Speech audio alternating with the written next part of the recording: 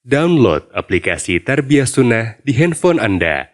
Tersedia di Google Play dan App Store. Bismillahirrahmanirrahim. Assalamualaikum warahmatullahi wabarakatuh. Alhamdulillahilladzi ba'atha fil ummiyina rasulan minhum يتلو عليهم آياته ويزكيهم ويعلمهم الكتاب والحكمة وإن كانوا من قبل لفي ضلال مبين وأشهد أن لا إله إلا الله الملك الحق المبين وأشهد أن محمدا عبده ورسوله الصادق الوعد الأمين والصلاة والسلام على أشرف الأنبياء والمرسلين وعلى آله وأصحابه أجمعين ومن تبعهم بإحسان إلى يوم الدين وبعد. Hadirin jamaah Masjid Darul Ihsan Cimahi yang Allah muliakan, para pendengar radio Tarbiyah Sunnah Bandung, juga radio-radio lain, para pemirsa beberapa stasiun TV dan para netizen di mana saja Anda berada. Alhamdulillah kembali kita berjumpa melanjutkan kajian kitab Al-Usul Ats-Tsalatsah. Kemarin kita sudah menjelaskan ilmu kewajiban rahimakallah annahu yajibu alaina ta'allumu arba'i masail. Ketahuilah wahai saudaraku, semoga Allah merahmatimu, bahwa wajib bagi kita mempelajari 4 masalah. Pertama, al-ilmu wa huwa ma'rifatullah. Yang pertama adalah ilmu. Maksud ilmu adalah ilmu tentang 3 hal. Tentang Allah. Kedua, tentang Nabi yaitu Muhammad SAW. Ketiga, tentang agamanya, tentang syariat Islam dengan dalil-dalilnya. Poin itu sudah kita terangkan di pertemuan yang lalu. Kewajiban kedua, wal amalu bih.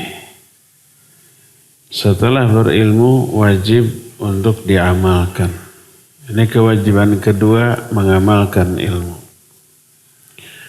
Wajibnya beramal, pertama karena ada perintah untuk beramal. Kedua, memang ilmu dipelajari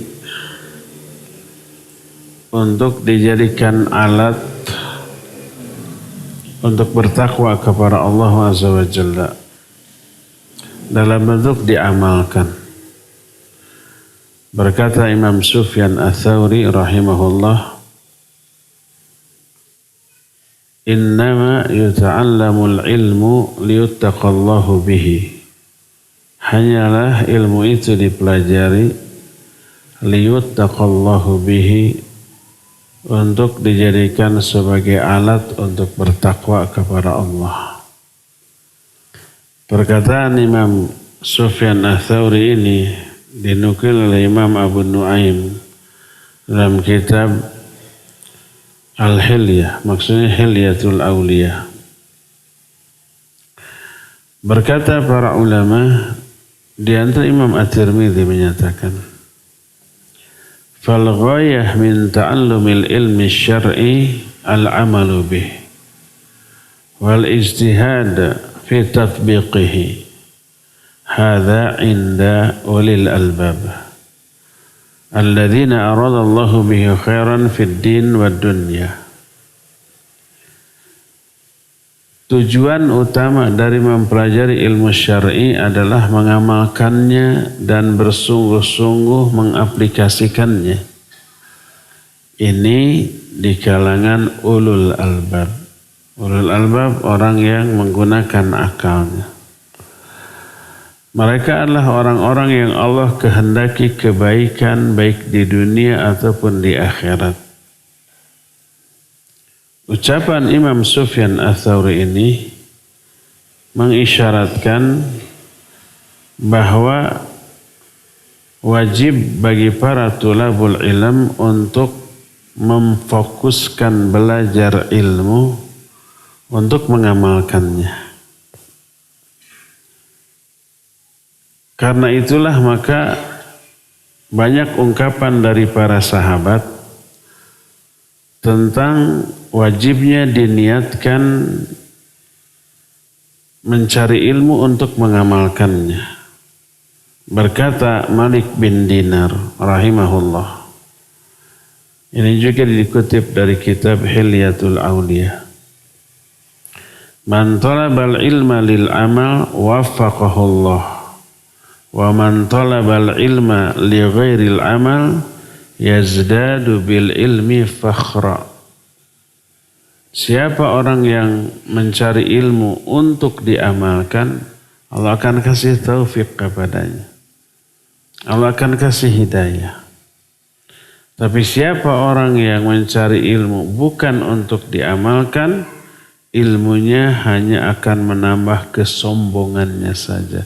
Makin berilmu makin sombong dia, makin takabur dia. Makin ingin dihormati orang, disanjung orang, dimuliakan orang, diaku oleh orang, dan seterusnya.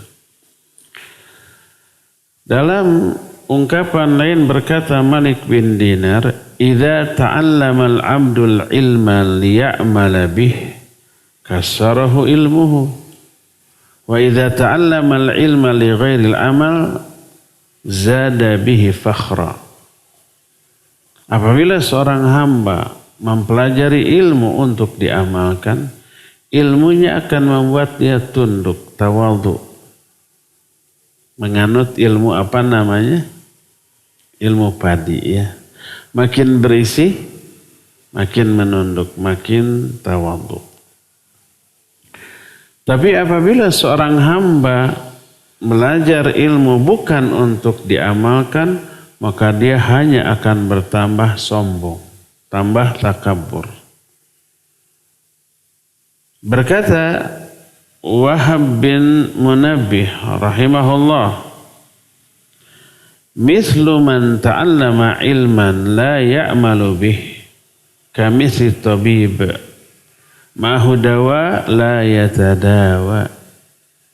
Perumpamaan orang yang belajar ilmu tapi tidak untuk diamalkan, ibarat seorang dokter punya obat, tapi setiap kali mengobati, obatnya tidak diberikan.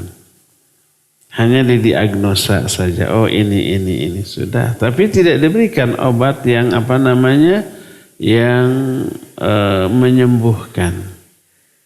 Tak manfaat obat yang dimilikinya. Berkata Syaqiq al-Balkhi, dia menyatakan ad-dukhulu fil amal bil ilmi wa thabat fihi bis sabr wa taslim ilaihi bi ikhlas, faman lam yadkhul fihi bi ilmin fahuwa jahil. Untuk memasuki amal wajib berilmu. Sebab amal tanpa ilmu pasti keliru, pasti salah. Kalau toh benar pasti tidak berkualitas. Benarnya itu kebetulan benar. Karena untuk bisa ibadah beramal dengan benar wajib berilmu kan. Ad-dukhul fil amal bil ilmi. Memasuki amalan wajib berdasarkan ilmu. Wathabat fihi bis sabr. Untuk bisa istiqamah dalam beramal wajib dengan kesabaran. Wa taslim ilaihi bil ikhlas. Untuk bisa taslim wajib ikhlas. Ilmu baru amal, lalu sabar, dia bisa istiqamah, lalu ikhlas. Sehingga kepasrahannya total kepada Allah ketika beramal. Faman lam yadkhul fihi bi'ilmin fahuwa jahil. Siapa yang tidak memasuki semua itu dengan ilmu, maka itu bodoh. Beramal tanpa ilmu bodoh. Tidak akan mungkin dia istiqamah. Nah, jadi untuk beramal wajib berilmu. Setelah berilmu wajib diamalkan. Dan orang berilmu tapi tidak mengamalkan ini sangat berbahaya. Seperti Sufyan bin Uyainah rahimahullahu ta'ala menyatakan, ma syai'un adharru alaikum min mulukis su' wa ilmin la ya'malu bih. Wa ilmin la yu'malu bih. Tidak ada sesuatu pun yang lebih berbahaya bagi kalian kecuali dua. Pertama, penguasa-penguasa yang jahat, yang zalim. Yang kedua, ilmu yang tidak diamalkan.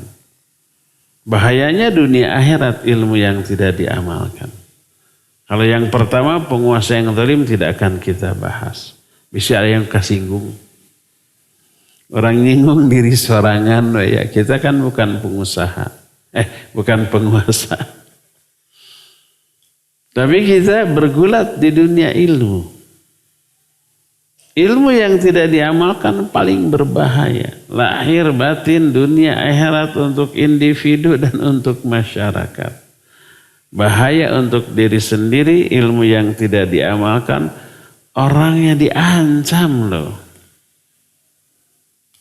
Atamuruna an-nasa bil birri wa tansawna anfusakum wa antum tatlunal kitab afala taqilun ya ayyuhalladzina amanu lima taquluna ma la taf'alun kabura maqtan indallahi an taqulu ma la taf'alun. Nanti di akhirat akan didatangkan seseorang dengan perut yang isinya terburai keluar. Dia muter-muter, lari-lari di neraka, ditonton oleh semua ahli neraka. Si ahli neraka kayaknya kenal nih ke orang ini. Ya fulan masya'nu. Alam ta'murna bil ma'ruf wa tanhana 'anil munkar.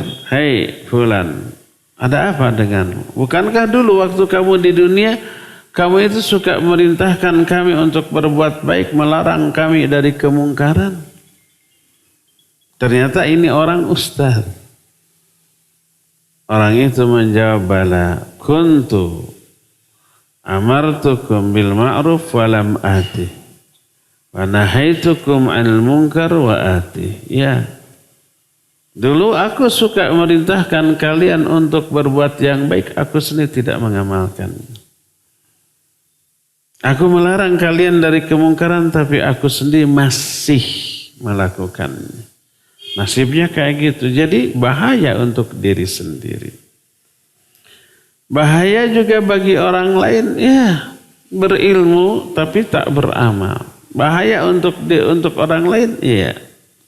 Tadi sudah dijelaskan, orang yang niat mencari ilmu tidak untuk diamalkan, tapi untuk kebanggaan, untuk meraih keuntungan dunia, itu dia akan sombong. Selain sombong, selain takabur, niat ketika mengajarkan ilmunya untuk dunia. Ketidakikhlasannya melandasi apa yang diajarkan. Nah kalau sudah begitu untuk dunia, dia bisa memelintir ayat, bisa memelintir hadis. Dia bisa menggiring orang untuk ta'assub kepada dirinya, bukan kepada agama yang diajarkannya. Kalau ada yang tidak nurut kepada dia, sudah, pokoknya dimusuhilah. Pokoknya kalau umpama tidak ngikut pendapat dia, sudah lawan. Siapa yang bukan menjadi kawan saya, dia lawan saya. Bahaya enggak? Bahaya. Umat bisa terpecah. Oleh karena itulah maka wajib bagi kita sebagai tulabul ilm meniatkan mempelajari ilmu untuk diamalkan. Bukan untuk yang lain-lain. Berkata Abdul Wahid bin Zaid, "Man amila bima alima, fatahallahu lahu ma la ya'lam."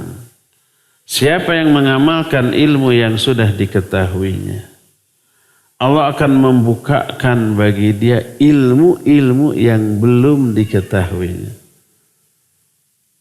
Jadi cara untuk bisa memperoleh ilmu, salah satunya amalkan ilmu yang ada, maka Allah akan memberikan ilmu-ilmu yang selama ini belum diketahuinya.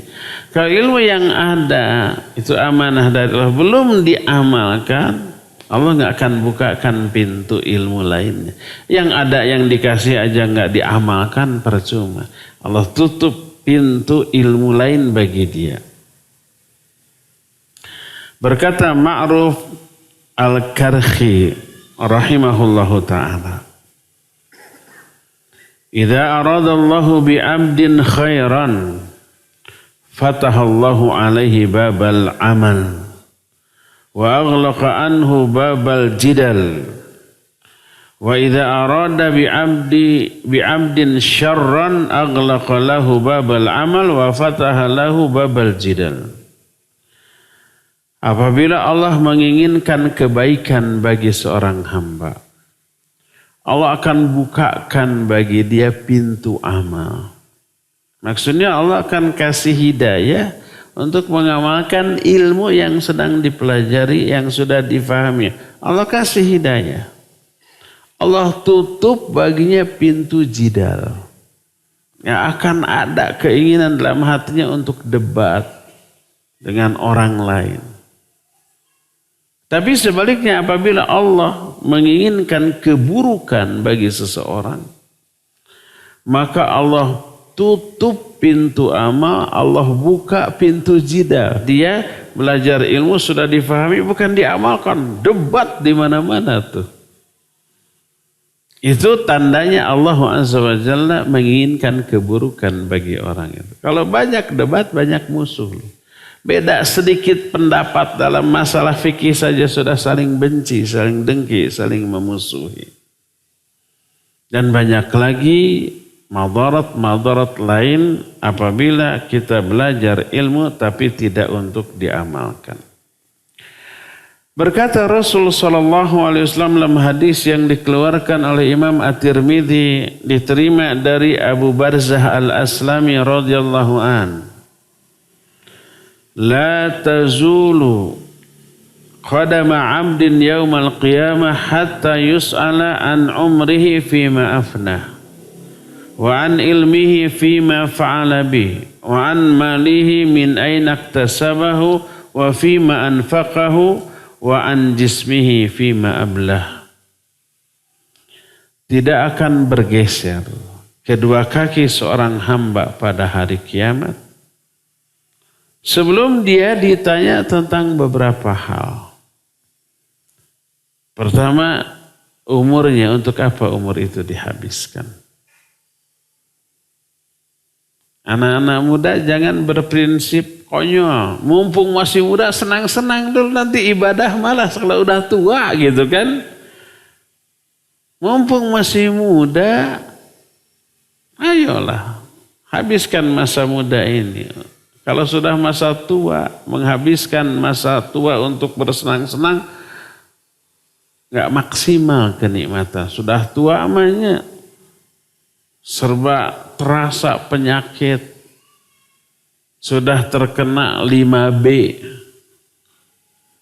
bolor, budeg, balelo, beser, boson, belikan ayat. Genep B. Mau makan yang enak-enak sudah teterak, giginya sudah ompong, makan balelo. Balelo itu ngomongnya nggak jelas karena giginya sudah ompong.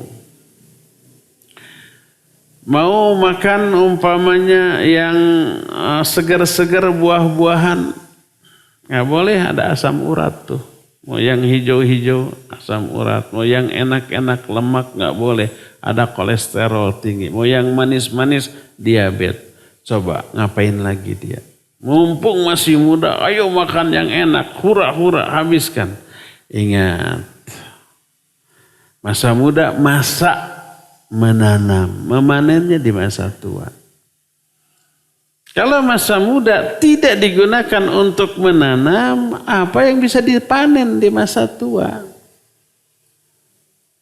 Oleh karena itu, tanam berbagai macam benih kebaikan di masa muda, masa tua tinggal memanen hasilnya. Benih apa yang harus ditanam di masa muda? Salah satunya benih ilmu nih, belajar ya. Ingat, masa muda masa yang akan ditanya oleh Allah. Untuk apa masa mudamu itu dihabiskan? Kedua, wa an ilmihi fima fa'ala bih, tentang ilmunya diamalkan apa tidak. Ketiga, tentang hartanya, dari mana harta itu dapat, kemana dia menggunakannya. Dan yang keempat, tentang jasadnya, apa yang dia pakai untuk jasadnya.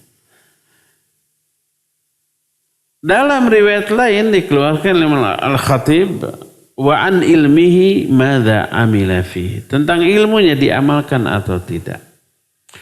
Dan kecerdasan, kealiman seseorang tidak diukur dengan sebanyak apa hafalannya, semendalam apa pemahamannya, tapi diukur sebanyak apa amalannya dibanding ilmunya.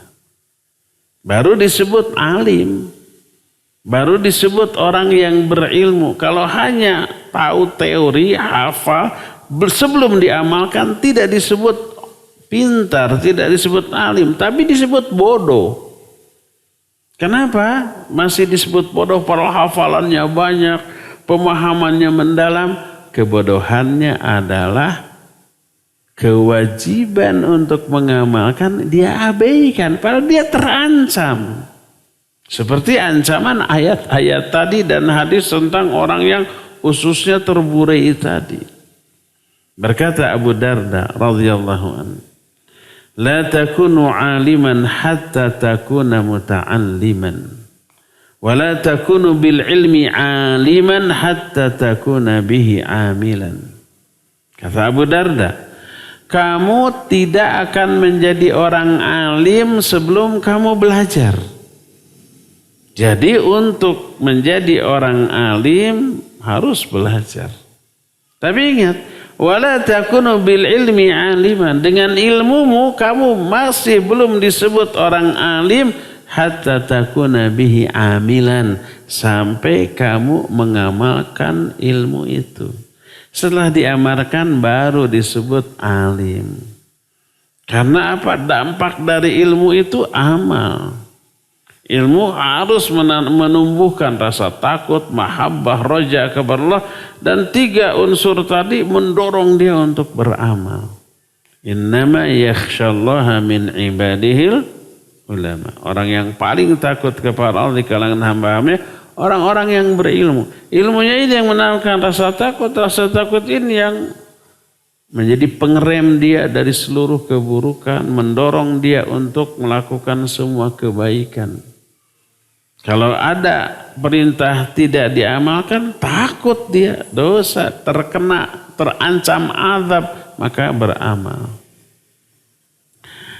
Berkata Ali bin Abi Thalib radhiyallahu an, hataful ilmi bil amal wa in ajabahu wa illa irtahala. Ilmu mengharuskan orang untuk beramal. Kalau dia penuhi tuntutan ilmu, yaitu untuk beramal, itu baik bagi dia, menguntungkan dia. Wa illa irtahala. Kalau enggak, ilmu itu akan hilang dari dirinya. Hilang karena mungkin lupa. Berkata Fudail bin Iyad rahimahullahu ta'ala, la yazalul alimu jahilan bima alima hatta ya'mala bih. Wa idza amila bih kana aliman. Seorang alim masih dikatakan bodoh dengan ilmunya sampai dia mengamalkan ilmunya. Sebelum diamalkan bodoh dia. Atau jangankan ilmunya. Orang punya mobil mewah, umpamanya miliaran. Saya nggak mau nyebut mereknya. Tapi setelah dibeli, kan diusap di tatape, dielapan, nggak dipakai. Ngapain dibeli coba? Bodoh nggak orang? Bodoh. Kalau enggak untuk dipakai, untuk apa dibeli? Disebutnya teh mobil deleh, nak itu mah. Hanya untuk didele, hanya untuk dilihat. Mobil untuk dipakai, bukan untuk dilihat, bukan untuk dielapan setiap hari gitu. Betapa bodohnya, dianggurin itu mobil. Padahal harganya miliaran. Itu baru mobil.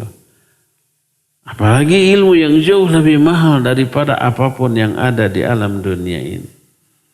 Dipelajari, difahami dengan perjuangan yang berat, pengorbanan yang besar, waktu yang cukup panjang gitu ya. Setelah didapat, tidak diamalkan. Bodoh itu orang. Maka kata Fudail bin Iyad, la yazalul alimu jahilan bima alima hatta ya'mala bih. Seorang alim masih tetap dikatakan bodoh dengan ilmunya sampai dia mengamalkannya. Fa idza amila bihi kana aliman. Setelah dia mengamalkannya baru dia disebut orang alim. Berkata Hubayb bin Hajar rahimahullahu ta'ala, kana yuqal ma ahsanul iman bizinatil ilm wa ahsanul ilm bizinatil amal wa ma ahsanul amal bizinatir rifq wa ma udhifa syai'un ila syai'in azyanu min ilmin ila hilmin. Betapa indahnya iman kalau dihiasi oleh ilmu. Dan kalau iman tapi tanpa ilmu mah imanna teh rapuh, sedikit saja ada badai, ada goncangan, tumbang dia. Ibarat pohon umpama akarnya itu hanya lemah gitu, hanya asal nancep. Maka seindah apapun, sedikit ada angin Pak, dia akan rungkad. Tahu rungkad? Akan tumbang. Iman juga begitu. Betapa indahnya iman kalau dihiasi oleh ilmu. Betapa indahnya ilmu kalau dihiasi oleh amal. Dan betapa indahnya amalan kalau dihiasi dengan kelemah lembutan. Tidak ada sesuatu pun yang disandarkan kepada sesuatu yang lebih indah dibanding disandarkannya ilmu kepada hilm. Ya, hilm itu aplikasi dari ilmu lah, ya. Sesuatu yang terindah. Dari semua ungkapan-ungkapan tadi kita mengetahui amat sangat pentingnya amal setelah kita belajar. Dan mengamalkan ilmu termasuk pengikat ilmu yang paling kuat. Cara untuk mempertahankan ilmu agar tidak hilang, tidak lupa, amalkan. Walaupun antara ilmu dengan amal tidak ada hubungan. Maksudnya yang dia amalkan itu bukanlah ilmu yang berkaitan dengan amalnya. Umpamanya ilmunya tentang hadis, hadisnya tentang apa saja. Hadisnya tentang jual beli, hadisnya tentang umpamanya keutamaan mengajarkan dan belajar ilmu. Amalnya tahajud, amalnya saum. Nggak berkaitan kan? Tahajud, saum dengan jual beli. Tentang hadis tentang jual beli nggak ada hubungan. Nggak ada hubungan materi, tapi ada hubungan dalam bentuk amal tahajud, amal saumnya itu menguatkan hafalan dia tentang hadis yang berkaitan dengan hal lain. Dan sebaliknya tidak beramal itu berakibat terlupakannya ilmu. Berkata Imam Asy-Sya'bi rahimahullah, ini untuk para santri, kadek ya. Santri ketika belajar menghafal, bagaimana caranya agar daya hafal kita kuat, analisa kita tajam, pemahaman kita mendalam. Coba barengi itu dengan amal ibadah, tahajudnya, saum Senin Kamisnya, zikirnya, doanya, infak sedekahnya, bermuamalah secara baik dan sama. Itu tuh bisa menunjang daya hafal kita. Berkata Imam Asy-Sya'bi rahimahullah, kunna nasta'inu ala hifdzil hadits bil amali bih wa kunna nasta'inu ala talabihi bis shaum. Dulu kami waktu masih nyantri, sebelum menjadi ulama. Ini Imam Asy-Sya'bi berbicara, ini sudah menjadi ulama besar. Dulu kami meminta bantuan di dalam menghafalkan hadis dengan cara mengamalkan isi hadis itu. Umpamanya hadis tentang keutamaan tahajud, coba amalkan. Hadis yang berbicara umpamanya tentang keutamaan sholat sunnat rawatib, coba amalkan. Itu akan kuat hafalan tentang hadis tersebut. Wa kunna nasta'inu ala talabihi bisawm, dan kami minta bantuan di dalam menuntut ilmu dengan cara saum.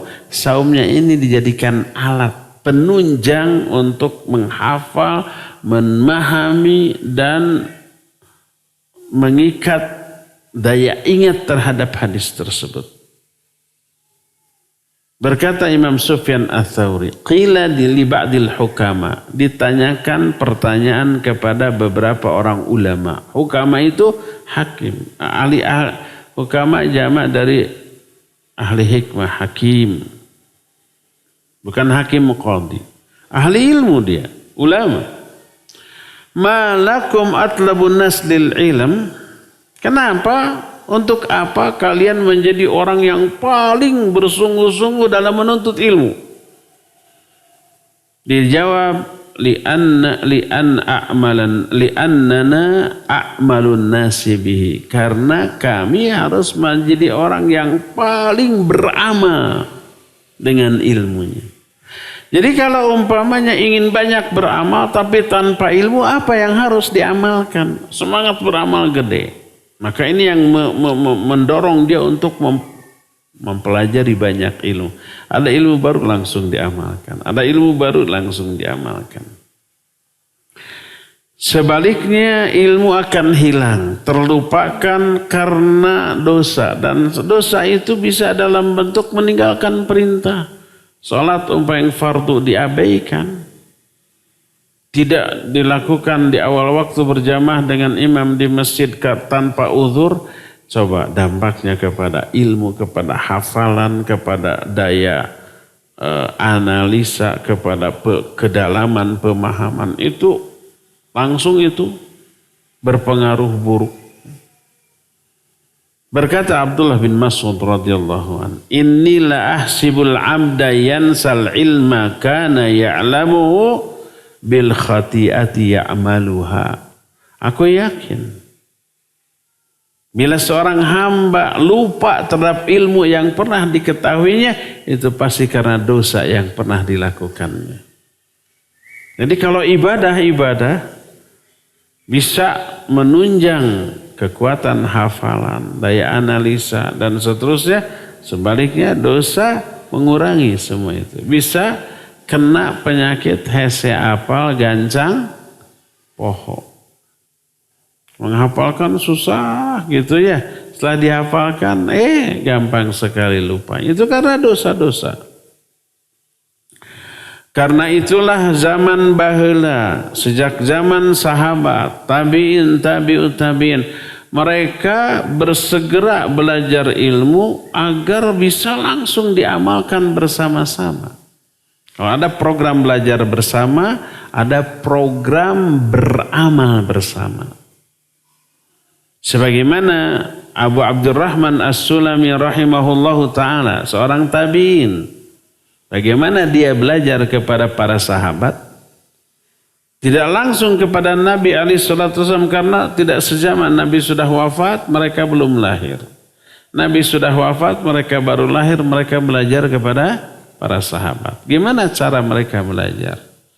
Berkata Abu Abdurrahman As-Sulami, haddatsana alladhina kanu yuqri'unana annahum kanu yastaqri'una minan nabi alaihi salatu wassalam wa kanu idza ta'allamu 10 ayat lam yakhlufuha hatta ya'malu bima fiha min al-amal fa ta'allamna al-Qur'an wal amala bihi jami'an. Telah menceritakan kepada kami orang-orang yang mengajarkan Quran kepada kami, yaitu para sahabat. Karena Abu Abdurrahman As-Sulami tabi'in, dia menceritakan dulu guru-guru kami, yaitu para sahabat yang membacakan Quran kepada kami, itu pernah cerita. Apa ceritanya? Kanu idza ta'allamu 10 ayat. Mereka bila belajar 10 ayat kepada Nabi SAW, dihafal, setelah dihafal, tafsirannya, maknanya. Kalau terjemahannya nggak perlu. Karena mereka orang Arab dan itu bahasa Arab. Sudah tahu terjemahan, tapi kan tafsirannya perlu ya. Mereka belajar menghafalkan, kemudian mempelajari tafsirannya. Lalu apa kata mereka? Lam yakhlufuha. Kami tidak dulu berpindah kepada 10 ayat yang berikutnya hatta ya'malu bima fiha minal amal. Sebelum kami mengamalkan isi dari 10 ayat yang kami pelajari tersebut. Coba bayangkan, dihafal, dipelajari maknanya, amalkan bareng-bareng. Baru berpindah ke 10 ayat yang lain. Begitu terus. Sampai semua Al-Quran habis dibegitukan. Atas bimbingan Nabi SAW. Makanya berkata Ibnu Umar radhiyallahu anhuma, man hafidha minna surat Al-Baqarah wa ala Imran wa Nisa jalla bi'ayunina. Siapa di antara kami yang hafal 3 surat terpanjang, Al-Baqarah, Ali Imran dan An-Nisa, dia agung mulia dalam pandangan kami. Kenapa? Karena hafalan itu cermin dari amalan di zaman itu. Kalau sudah hafal 1 ayat atau 1 hadis, pasti itu sudah diamalkan. Bayangkan 3 surat terpanjang, Al-Baqarah, Ali Imran, An-Nisa, itu ada lebih dari 600 ayat.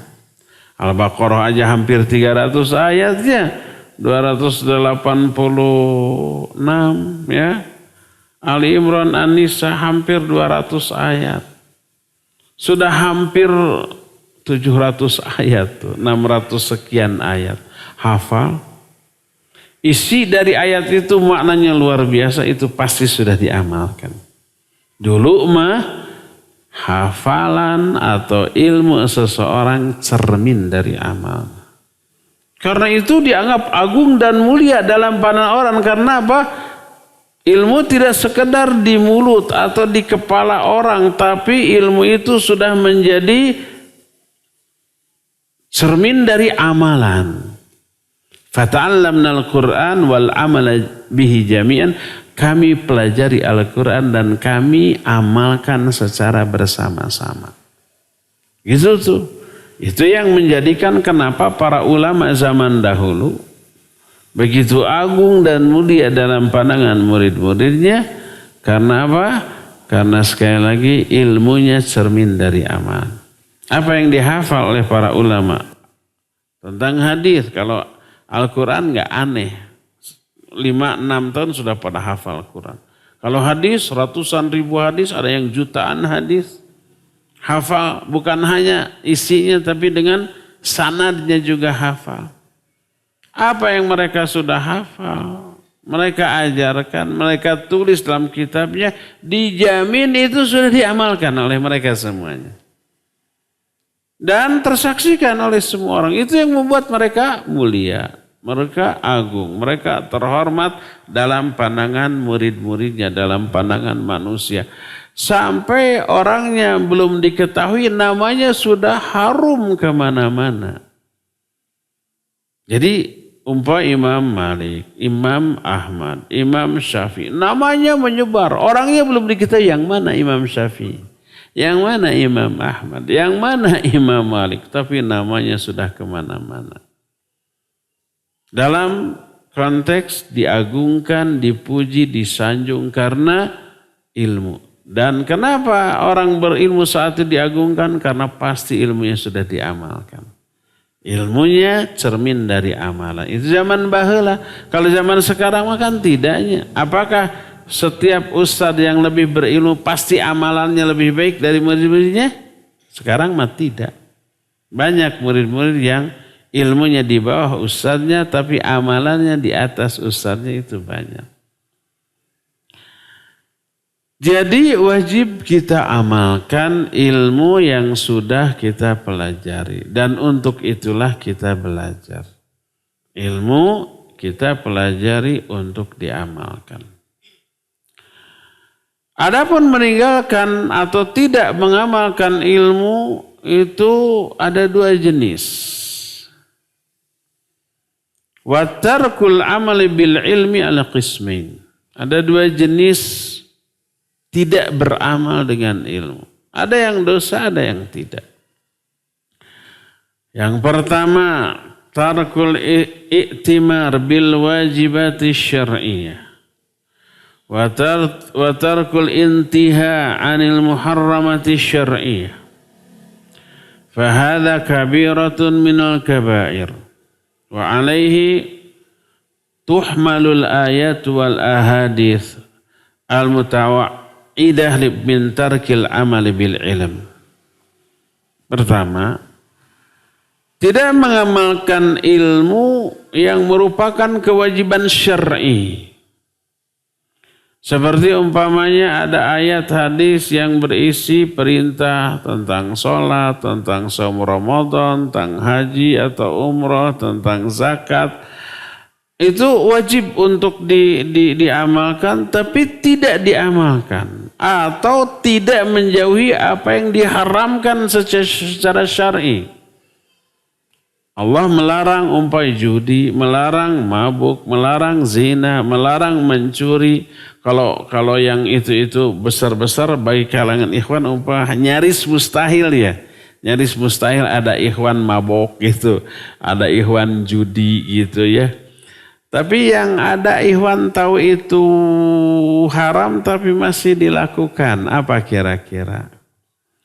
Gibahnya, mencela sesama muslim. Itu haram apa terlarang? Haram dan terlarang. Nas ayatnya jelas. La yaskhar qaumun min qaumin asa ayyakunu khairan minhum, kan gitu ya. Wala talmizu anfusakum wala tanabazu bil alqaba ijtanibu katsiran minadh-dhann inna ba'dha dhanni itham wala tajassasu wala yaghtab ba'dukum ba'dha. Ini haramnya mutlak, jelas, qat'i, Al-Qur'an dan hadis banyak. Tapi di kalangan para penuntut ilmu ada yang masih melanggar? Ada penuntut ilmu yang suka mencela yang lain? Ada. Ada apa banyak? Banyak. Banyak apa semua? Mudah-mudahan tidak semua ya. Yang suka gibah ada banyak ya. Nah, yang paling ngeri itu ada ikhwan yang sudah ngaji tahunan, sering terlibat di dalam aktivitas dakwah dan pengajian, masih terjerat pinjol. Ini luar biasa. Tahu itu haramnya, itu kebangetan. Itu menentang, ngajak perang kepada Allah dan Rasulnya itu yang terlibat dalam pinjol itu. Ada riba di sana. Dan dijamin tercabut kebarokahan hidup dari dirinya. Benar aja ya. Akhirnya dikejar-kejar debt collector. Wah, itu mah sudah kebangetan. Nah, tidak beramal dengan ilmunya. Ilmunya menyuruh dia menjauhi semua yang diharamkan. Masih dilakukan. Ini disebut kabirah minal kabair. Termasuk di antara dosa-dosa besar. Ayat dan hadis yang mengancam siksa bagi orang yang tidak beramal dengan ilmunya adalah jenis ini.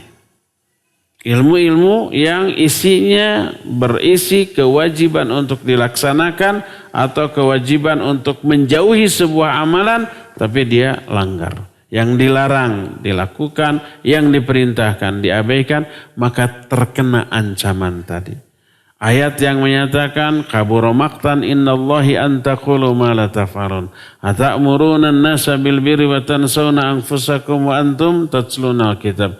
Termasuk yang terburai tadi ususnya.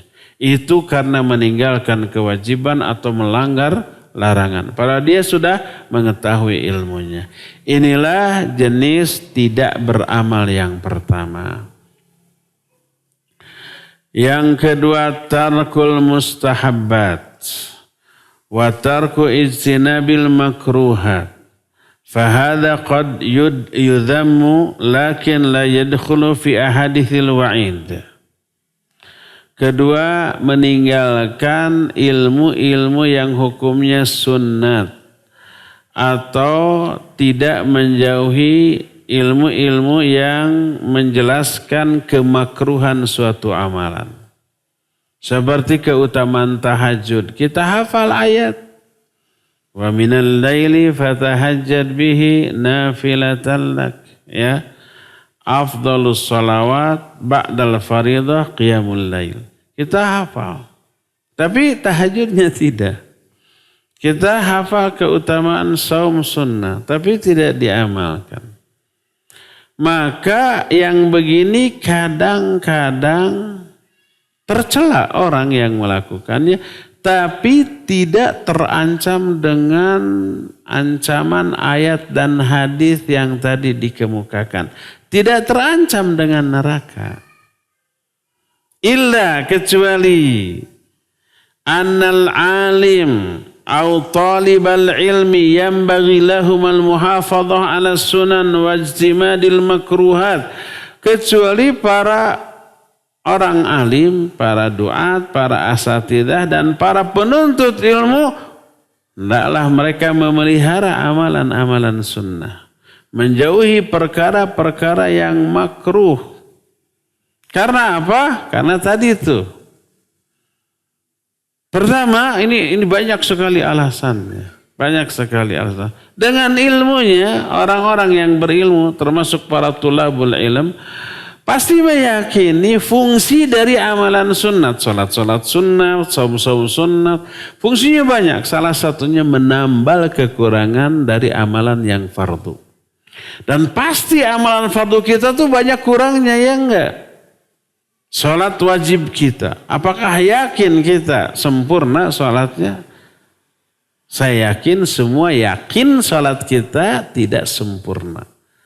Katakanlah kalau niat bisa ikhlas. Mutaba'ah bisa kita usahakan. Lihat aja hadis Nabi tentang tata cara salat. Sejak mulai angkat tangan, sedekap, ruku, sujud sampai salam. Kita bisa ikhtiarkan. Tapi kekhusyuan banyak. Susah.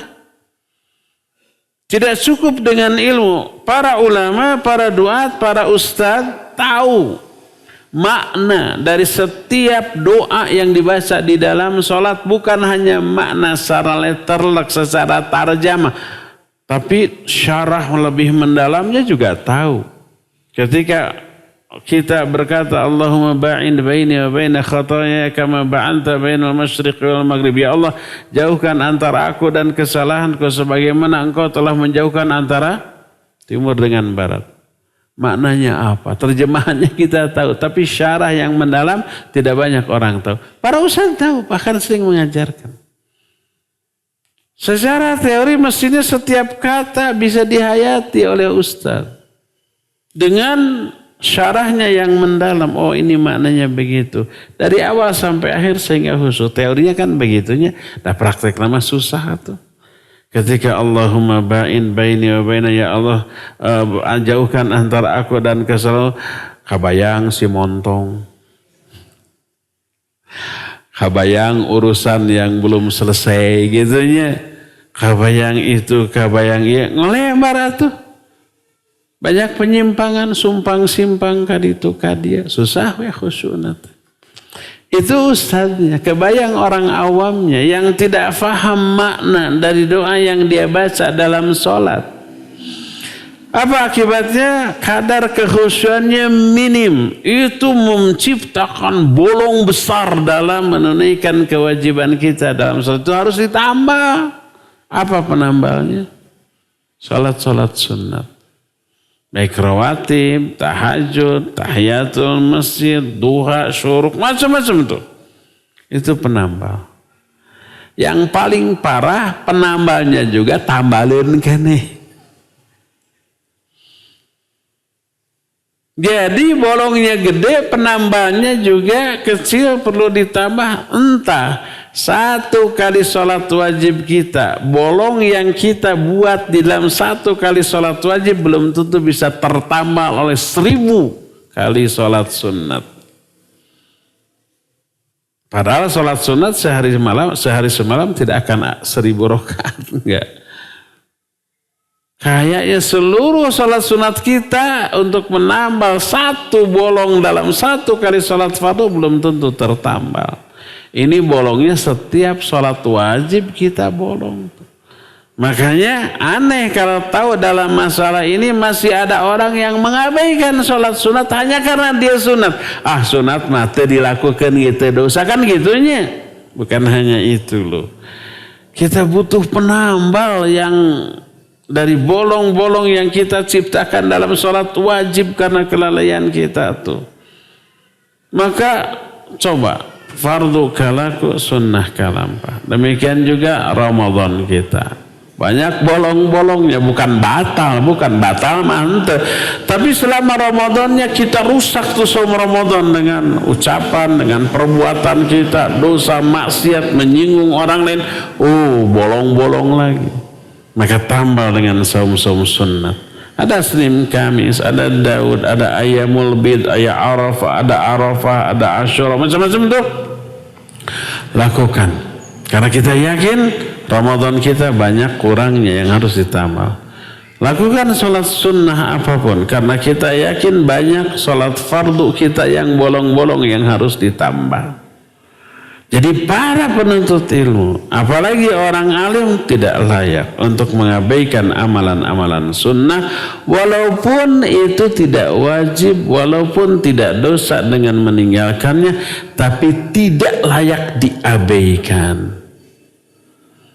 Berkata Imam Ibnu Jauzi rahimahullahu ta'ala, beliau ungkapkan dalam kitab Saidul Khatir, kata beliau, wal miskin kullal miskin man dha'a umrahu fi ilmin lam ya'mal bih fafatahu ladzatud dunya wa khairatul akhirah fa qadima muflisan ma'a quwwatil hujjati alaih. Kata beliau, orang yang miskin sesungguh-sungguhnya miskin. Ungkapan miskin ini sebenarnya celaan.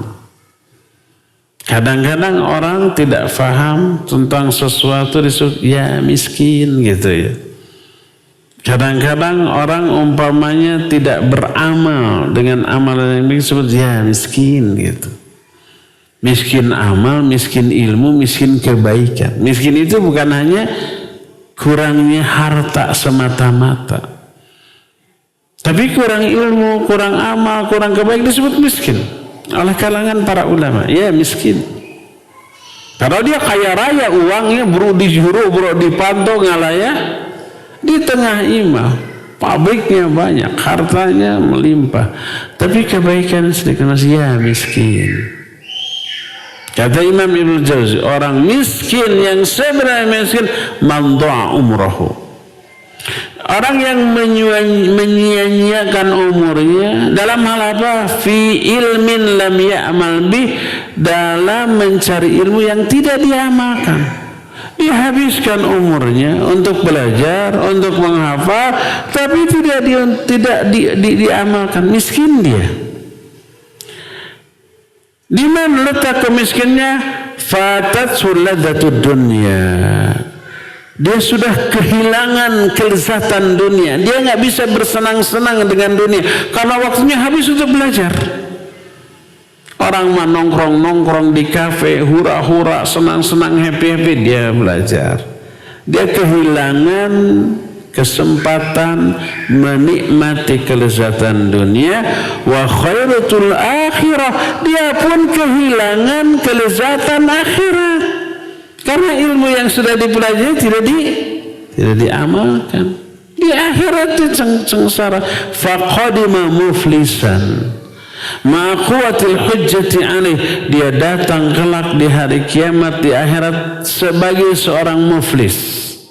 Muflis teh bangkrut. Muflis teh nggak memiliki pahala kebaikan apa-apa sampai di akhirat. Padahal itu modal dia untuk berbahagia. Karena apa? Karena ilmunya tidak diamalkan. Ilmu baru melahirkan pahala kebaikan.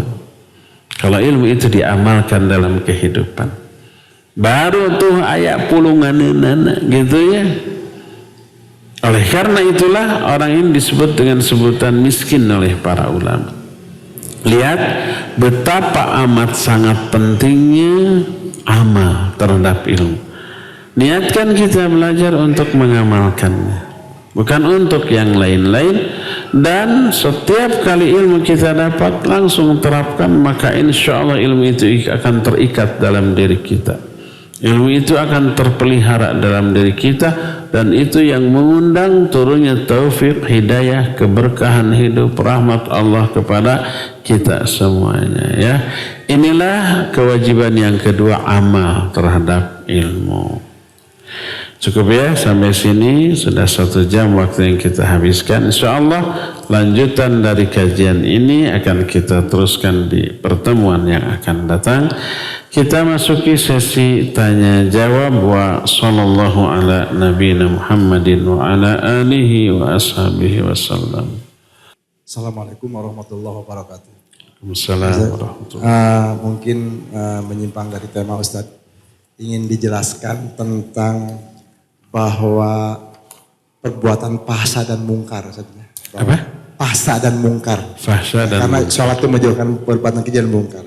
Mohon dijelaskan definisi fahsya dan mungkar dan mohon diberi contoh-contohnya Ustaz. Terima kasih. Assalamualaikum warahmatullahi wabarakatuh. Waalaikumsalam warahmatullahi wabarakatuh. Ya. Fahsya dan munkar maknanya bisa sinonim, bisa berbeda. Ini termasuk dua kata yang idza ijtama iftaraqa, idza iftaraqa ijtama. Kalau dua-duanya berpisah, maknanya sama. Kalau dua-duanya bertemu, maknanya berbeda. Dua kata yang seperti itu banyak. Islam dengan iman, bisa maknanya sama, bisa maknanya berbeda. Al-bir dan at-taqwa, bisa maknanya sama, bisa maknanya berbeda. Al-haul dan al-quwah maknanya sama, bisa juga berbeda. Al-fahsya dan al-munkar bisa sama, bisa berbeda. Kalau masing-masing berdiri sendiri di kalimat yang terpisah, fahsya dan munkar sama. Maknanya sinonim, ya.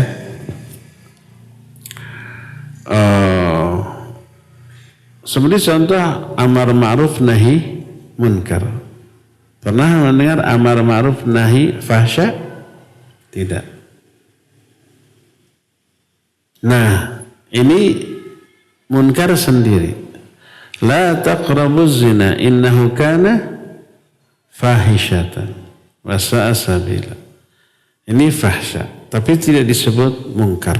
Nah, jadi kalau dua-duanya kata ini berpisah, masing-masing dipakai di satu kalimat, tidak bersatu, maknanya sama. Fahsya dan munkar maknanya sama. Apa maknanya? Perbuatan yang merugikan diri sendiri dan merugikan orang lain.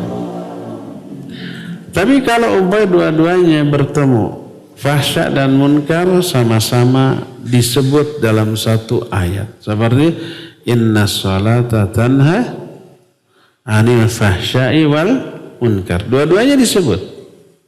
Maka maknanya berbeda. Fahsya adalah perbuatan buruk yang hanya merugikan diri sendiri tapi tidak merugikan orang lain. Seperti contohnya apa? Zina tadi. Kita, na'udzubillah, jangan kita. Seseorang berzina. Pasti suka sama suka. Kalau dipaksa mah bukan berzina tapi naon? Istilah kerennya ruda paksa. Ruda itu apa? Tina rudal gitu, dari paksakan. Artinya pemerkosaan, itu bukan zina. Kalau ada dua orang berzina, hanya dua-dua pelaku ini yang rugi, yang lain enggak gitu. Kecuali yang lain ikut ada andil menyiapkan tempatnya, seperti ya ikut dosa. Orang lain nggak tahu, nggak ikut terbawa kerugian yang dilakukan oleh orang ini. Hanya diri mereka yang rugi. Kalau munkar merugikan orang lain, tapi walaupun menguntungkan diri sendiri. Seperti contohnya umpamanya merampok, ya, mencela, menghina, merampas, membunuh, itu munkar. Makanya kalau mungkar karena ada orang lain yang jadi korban pasti terketahui oleh orang, wajib dihentikan. Amar ma'ruf nahi munkar. Kalau fahsya ngumpet diam-diam, orang nggak tahu. Seperti zina tadi kan, nggak ada orang yang zina terang-terangan diumumkan, hadiri atau ikuti siaran live perzinahan saya. Ada yang begitu? Enggak. Sebejat apapun orang zaman sekarang pasti ngumpet, orang lain nggak tahu. Makanya tidak ada istilah amar ma'ruf nahi fahsya. Karena fahsya sendiri-sendiri dan tidak merugikan orang lain. Tapi kalau yang merugikan orang lain seperti merampok, merampas gitu ya, wajib untuk dihentikan. Wajib orang untuk dilarang dari hal itu karena memberi dampak buruk kepada orang lain. Jadi fahsya adalah perbuatan yang hanya merugikan diri sendiri tapi tidak merugikan orang lain, maksudnya akhirat, ya. Dan munkar adalah perbuatan yang merugikan orang lain walaupun menguntungkan diri sendiri seperti merampok. Dirinya untung, orang lain yang jadi korban rugi, ya. Menipu, mencuri, orang lain rugi, yang korban kemungkaran itu dirinya untung. Itulah perbedaan fahsya dan munkar. Wallahu a'lam bishawab.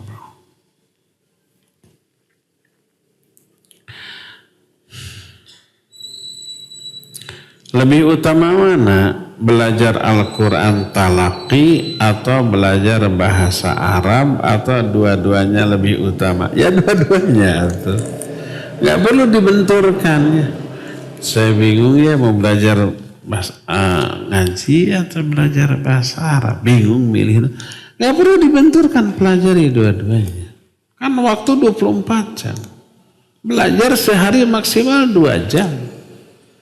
Kalau saya memaksimalkan sejam belajar. Mengajar bahasa Arab maksimal sejam. Di atas sejam konsentrasi sudah bubar. Sudah buyar, nggak masuk lagi. Efektifnya sejam, sudah. Setelah sejam, beres sudah. Itu dengan latihannya itu. Ya. Nah, jadi sehari 24 jam masa dibenturkan.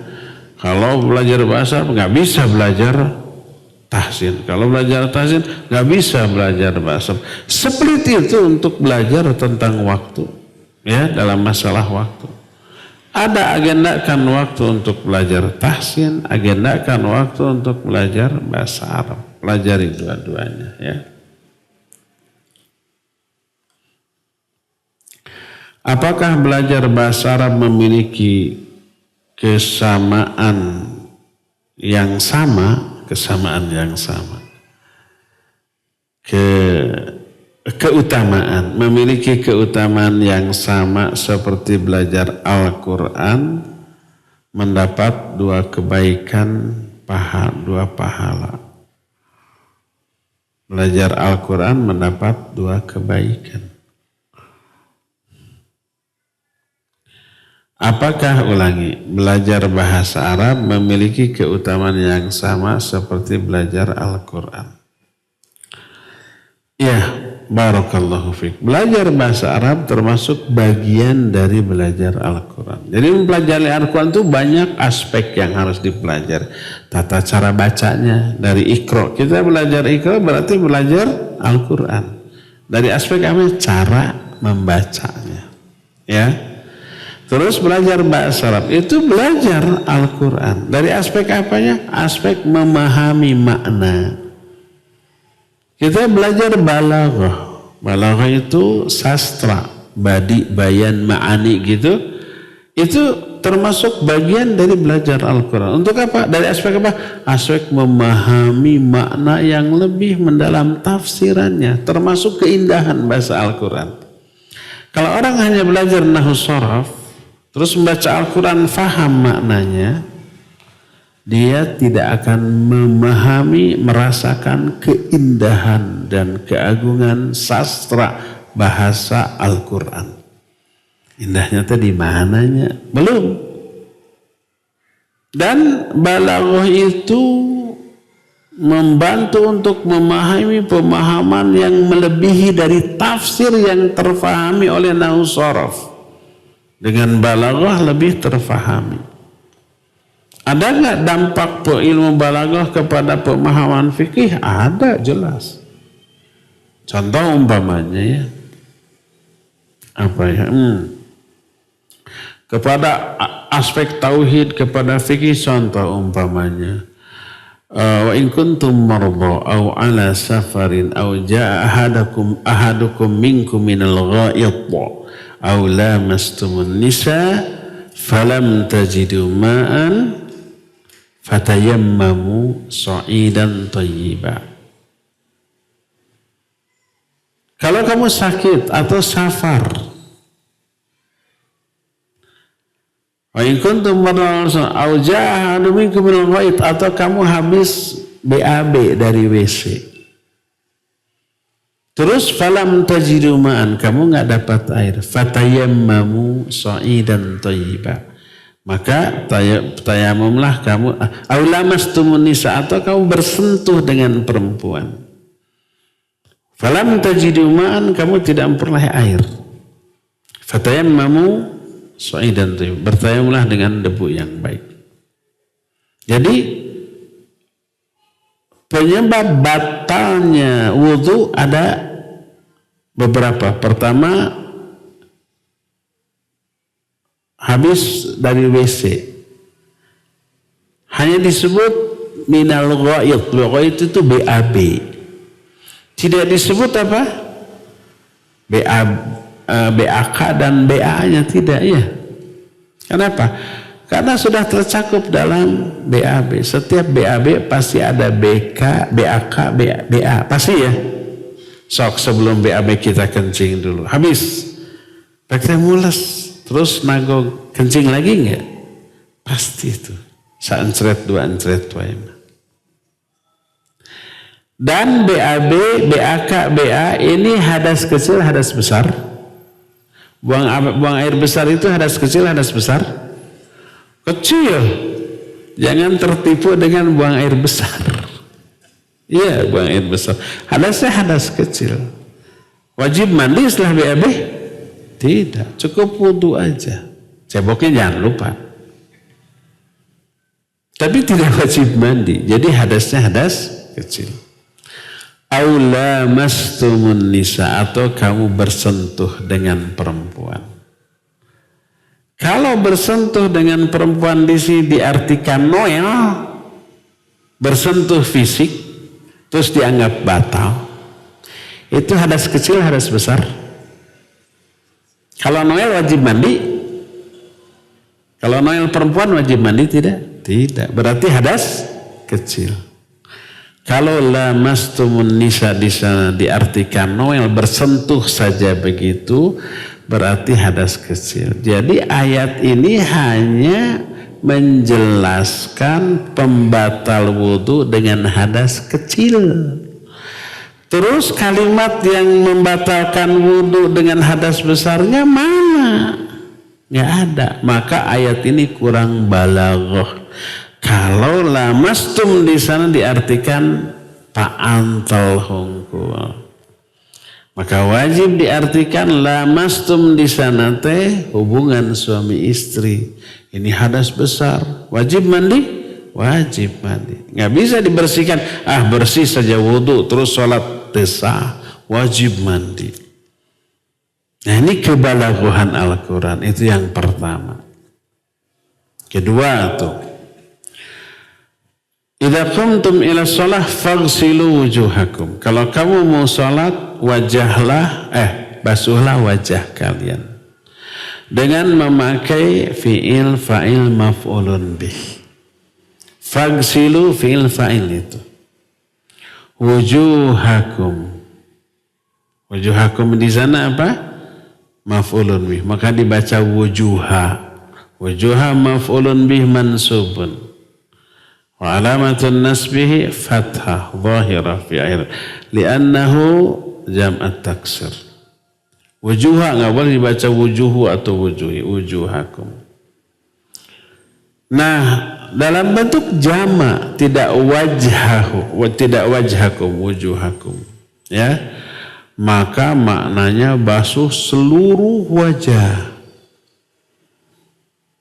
Prakteknya gimana? Nabi SAW prakteknya ada kumur-kumur, ada istinsak, menghisap air ke hidung. Padahal dalam Al-Quran tidak ada. Kok contoh dari Nabi nambah-nambah penjelasan Quran gitu kan? Bukan nambah tapi menjelaskan lebih detail. Wujuha itu ada seluruh bagian wajah termasuk bagian wajah yang dalam. Bagian dalam mulut, bagian dalam hidung harus dicuci. Maka prakteknya ada kumur-kumur, ada istinsyaq. Nah, pada waktu tayamum, fatayammamu sha'idan thayyiba. Terus Allah menyatakan famsahu biwujuhikum. Famsahu, usaplah oleh kalian. Ini fi'il fa'il. Ada biwujuhikum, tidak famsahu wujuhakum, tapi ada bi nih. Kalau tadi fagsilu wujuhakum, tidak ada bi fagsilu biwujuhikum, tidak. Tapi famsahu biwujuhikum, usaplah biwujuhikum. Bi di sini bukan bi lil isti'anah, bukan. Usaplah dengan wajah kalian. Salah. Apa yang harus diusap dengan wajah? Tapi usap wajah kalian. Bi-nya disebut bukan bi lil isti'anah, bukan alat.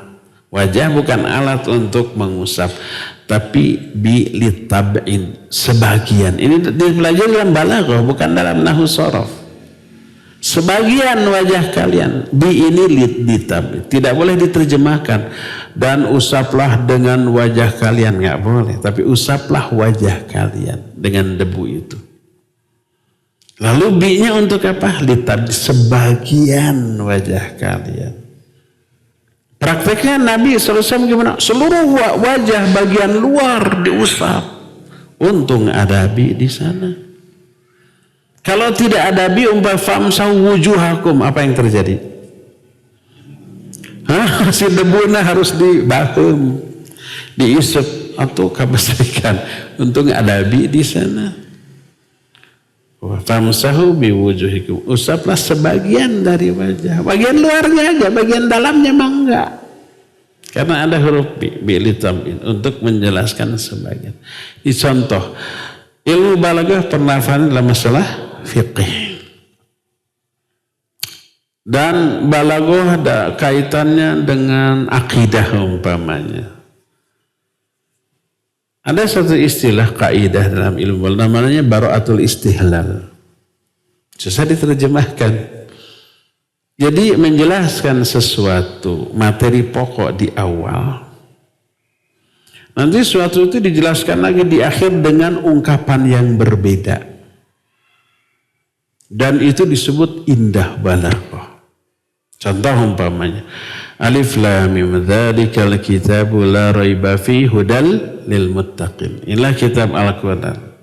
Tidak ada keraguan-raguan di dalamnya. Apa istilah lain tidak ada keraguan-raguan? Apa? Tidak ragu apa? Maknanya yakin. Di beberapa ayat setelah itu penjelasan akhir tentang ciri orang bertakwa, Allah menyatakan wabil akhiratihum yuqinun, dan kepada hari akhirat mereka yakin. Yakin itu apa? Tidak ragu. Tidak ragu dijelaskan di awal, diulang lagi di akhir. Yakin. Tapi di awal tidak ragu itu terhadap Al-Quran. Yakinnya terhadap hari akhirat. Ini menunjukkan ada keterkaitan. Siapa yang ingin yakin terhadap akhirat, jangan ragu kepada Al-Quran. Yakini Quran akan meyakini akhirat. Nah, ini juga hanya dipelajari dalam ilmu balaghah, tidak dalam ilmu nahwu atau sharaf. Ini ada kaitan dengan masalah akidah, keterkaitan antara Quran dengan hari akhirat dan seterusnya. Tahu nggak kenapa dalam hadis man kana yu'minu billahi wal yawmil akhir, siapa yang beriman kepada Allah dan hari akhir, iman kepada Allah dan hari akhir, iman kepada malaikat, kitab, rasulnya tidak disebut, ya enggak? Kepada takdirnya tidak disebut. Hadis hanya menyatakan man kana yu'minu billahi wal yawmil akhir falyakul khairan aw liyasmut falyukrim dhaifah. Kenapa? Yang lainnya tidak disebut rukun iman yang 4, yang lain tidak disebut, hanya 2. Ini juga hanya bisa difahami dengan ilmu balaghah. Tidak hanya dari terjemah, tidak hanya dari nahwu sharaf, enggak. Jadi ilmu tentang Al-Quran mencakup banyak aspek. Kita belajar tahsin itu belajar Al-Quran dari aspek tata cara membaca.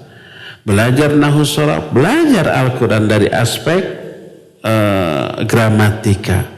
Belajar balaghah itu sama dengan belajar mempelajari Al-Quran dari aspek memahami isi dan keindahan bahasanya dan seterusnya, ya. Jadi keutamaan mempelajari bahasa Arab dengan mempelajari Al-Quran tidak bisa dipisahkan. Mempelajari bahasa Arab sama dengan belajar Al-Quran. Mempelajari Iqra sama dengan belajar Al-Quran. Mempelajari balaghah sama dengan belajar Al-Quran dari aspek yang berbeda, ya.